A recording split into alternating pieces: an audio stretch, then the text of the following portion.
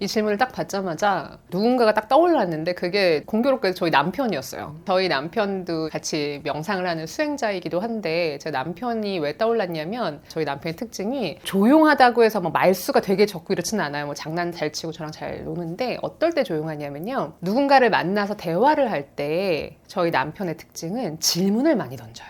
그 질문을 딱 던질 때도 보면 저는 옆에서 이렇게 보고 있을 때 어떻게 이런 질문을 던지지? 그 질문 안에 관찰이 숨어 있어요. 상대방에 대한 관찰이나 배려가 숨어 있어요. 그리고 그 상대방이 되게 편안하게 얘기해 줄 만한 것들에 대한 질문을 던지는 거죠. 그래서 어떤 상황에서 본인이 어떤 말을 해야 될지 거기에 대한 관찰이 먼저인 것. 그게 저는 하나의 특징인 것 같아요. 두 번째는 그럼에도 불구하고 다른 사람들의 신경을 쓰고 관찰하지만 그거에 따라서 자기가 막 휘둘리지 않아요. 자기가 무엇을 원하는지 되게 분명하게 알고 있어요. 그리고 자기가 원하는 것과 다른 사람이 원하는 것 때문에 만약에 충돌이 있잖아요. 그러면 다른 사람을 굳이 설득하려고 하지도 않아요. 그렇다고 해서 다른 사람이 자신을 설득하려고 할 때 또 거기에 휩쓸리지도 않아요. 거기에 기분 나빠하지도 않아요. 그리고 마지막 특징 중에 하나는 굉장히 버너러블하다고 하죠. 영어로는 솔직해요. 그리고 자신의 부족한 면을 알아요. 자기의 한계를 알고요. 다른 사람들과 얘기를 하거나 할 때 내가 만약에 이런 게 부족하다, 모른다, 다른 사람을 기분 나쁘게 할 수 있다라고 하는 부분이 있다면 그런 것들을 되게 솔직하게 얘기를 하더라고요. 이런 모든 또 그럼 특징은 또 어디서 오는가 이렇게 저도 한번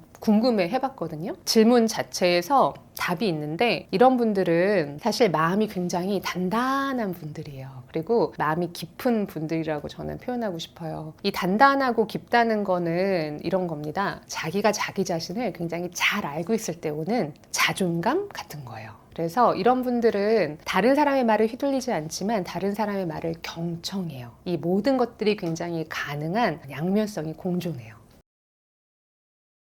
우리가 스스로를 알아야 돼요. 내가 어떤 사람인지를 잘 아는 것만큼 나 자신에게 자신감을 주는 게 없어요, 사실은. 제가 명상을 시작하고 나서 처음으로 알게 된 거는 내가 내 자신을 별로 좋아하지 않고 있었구나를 알게 되었어요. 마음챙김 명상을 시작한 다음에 내가 항상 무엇인가 부족하다고 생각했고 항상 난 더 잘해야 된다고 생각했어요. 근데 이게 이제 이론으로는 셀프 디스크리펀스 이론이라고 하는데 자기 불일치 이론인데 내가 되고 싶은 자아가 있잖아요. 내가 생각하기에 저 멋있는 나가 있고 현실의 나가 있잖아요. 이 간극이 클 때 우리는 마음에 불편함이 생길 수밖에 없죠. 그리고 사실은 이렇게 되니까 나를 미워할 수밖에 없어요. 그래서 많은 분들이 잘못 생각하는 게 저 자존감이 낮아요, 자신감이 없어요 라고 하시는 분들 중에 의외로 사실은 내가 되고 싶은 나의 이상이 되게 높으신 분들이 있어요.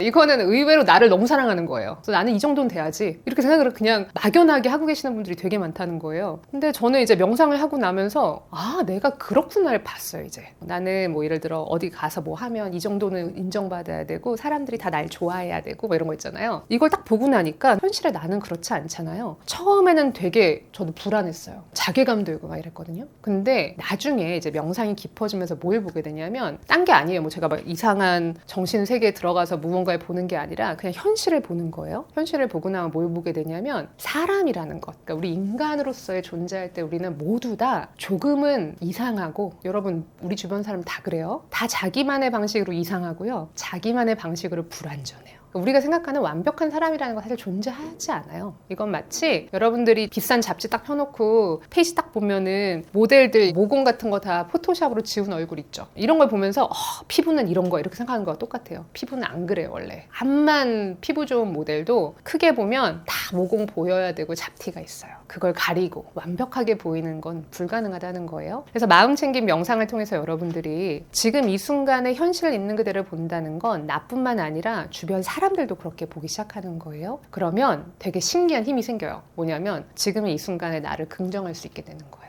내가 지금 모자라도 괜찮아. 부족해도 괜찮아. 왜냐하면 이제 또 마음챙김 명상을 통해서 얻을 수 있는 두 번째 우리가 인생의 지혜가 하나 있는데 그거는 모든 것이 불완전하다 뿐만 아니라 모든 것이 변하고 있다는 거예요. 우리는 불완전한 과정에서 계속 변하고 있는 존재입니다. 근데 되게 역설적인 건 우리가 완벽하지 않기 때문에 계속 변할 수 있는 여지가 있다는 거예요.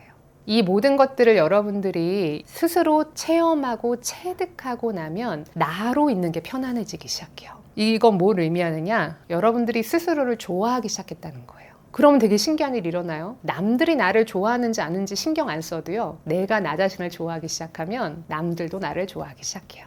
지금과 같은 마음을 갖는데 쉽게 그런 마음이 가져질 것 같지가 않아요. 그런 마음을 갖는데 방해가 되는 요인이 있다면 어떤 것이 있을까요? 맞아요. 이거는 직접 경험했던 얘기인데 왜 어렵냐면 예전에 위즈덤 2.0이라는 샌프란시스코에서 하는 명상 관련된 되게 큰 행사가 있어요. 제가 한국과 일본에서 이제 그 컨퍼런스를 개최하게 되었다는 소식을 알리기 위해서 저희 일본인 동료와 함께 그 위즈덤 2.0 메인 컨퍼런스 무대에 샌프란시스코에 올라갈 기회를 잡은 거예요. 딱 올라가서 할 말은 두 줄이었는데 막 그 영어 연습하고요. 막 써가지고 연습하고요. 그 전날 막 내가 무대에 올라가고 스포트라이트가 비치고 막 이런 거 상상하면서 무대에 올라갔어요. 근데 제가 정말 저한테 주어진 딱 그 두 줄의 영어 문장을 얘기하는데 와, 몇천 명이 보고 있고 스포트라이트가 딱 저한테 비춰주는데 그 두 줄을 얘기하면서 영어 문법이 틀린 거예요. 근데 그거 아세요? 얘기하는 동시에 아 내가 틀렸구나를 내가 지금 인지하는 상황이에요. 뒷골에 막 이렇게 서늘해지고 식은땀 쭉 나고 얼굴은 웃고 있지만 여기 근육 떨리고 있고 그리고 이제 무대에서 나왔어요. 근데 내 마음은 어떻겠습니까? 아, 난 실패했어. 근데 무대에 들어가자마자 모든 사람이 다 어머 너무 잘했어 이러면서 반겨주시는 거예요. 제가 그 사건을 겪은 이후로 깨달은 게 있어요. 여러분 실제로 조명 효과라는 게 있어요. 조명 효과는 뭐냐면 여러분들이 하는 모든 행동이나 이런 것들이 내가 마치 스포트라이트 받는 것처럼 해서 내가 하는 모든 것들을 다른 사람들이 그렇게 보고 있을 거라고 여러분들이 생각하는 거예요. 실질적으로는 어땠냐면 아무도 제가 그 영어 문장을 틀렸다는 것을 알지도 못했고 설사 알았다 한들 아무도 저처럼 신경 쓴 사람이 없었다는 거예요. 그래서 가장 중요한 건 여러분들이 어떤 곳에 나가서 막 쭈뼛대고 그럴 때 있잖아요. 불편해지고 이럴 때 좀 자기에 대한 중요도를 좀 낮추세요. 뭐냐면 나에 대해 너무 신경 쓰지 않으셔도 된다는 거예요. 왜? 모든 사람들이 다 자기에 대해 신경 쓰느라 남이 뭐 어떻게 했는지 무슨 얘기 했는지 생각보다 많이 신경 쓰고 있지 않아요. 그런데 이 작은 알아차림, 아 사람들이 내가 하는 거에 생각보다 신경을 안 쓰네? 나만 나에게 이렇게 조명을 주고 있었구나. 이 작은 알아차림만으로 되게 역설적으로 좀 자유로워져요. 그렇게 되면 그 자유로움 안에서 아 내가 원하는 게 뭐지? 라고 다시 좀 물어볼 수 있는 마음의 공간이 생기기 시작해요. 첫 번째는 우리 앞서서 나왔던 얘기와 다시 맥을 같이 해서 나에 대한 중요성을 좀 내려놓으세요. 모든 사람들이 나를 쳐다보고 있어 내가 잘해야 돼가 아니라 나에 대한 중요성을 내려놓는 순간 이 상황을 보기 시작해보세요. 지금 이 상황에서 중요한 건 뭘까? 우리가 지금 함께 있는 이 공간에서 사람들은 무슨 생각을 하고 있을까? 늘 나에게 향해 있었던 주의를 이제 바깥 세상으로 조금씩 돌려보기 시작하는 겁니다. 그런데 이 바깥 세상으로 주의를 돌린다는 게 또 자칫 잘못하면 여러분 그러면 나는 계속 다른 사람의 비율을 맞춰야 되나 이렇게 또 생각하실 수 있잖아요. 근데 그런 게 아니라는 거예요. 여기서 다른 사람들을 보기 시작한다는 건요. 나의 중심, 무게중심은 내 안에 있지만 아 지금 이 상황이 이렇게 흘러가는구나 라고 현실을 보기 시작하는 거예요. 그래서 여기서도 가장 중요한 첫 번째 단계는요. 알아차림입니다. 알아차림은 우리 명상을 통해서 해야 되는 가장 커다란 훈련이죠. 지금 이 순간 첫 번째 나의 주의가 어디에 있는가 알아차리세요. 그래서 여러분들이 다시 한번 아, 내 모든 주의가 나에게 꽂혀 있구나 라고 느껴진다면 의식적으로 숨을 쉬면서 다른 사람들을 보기 시작하세요.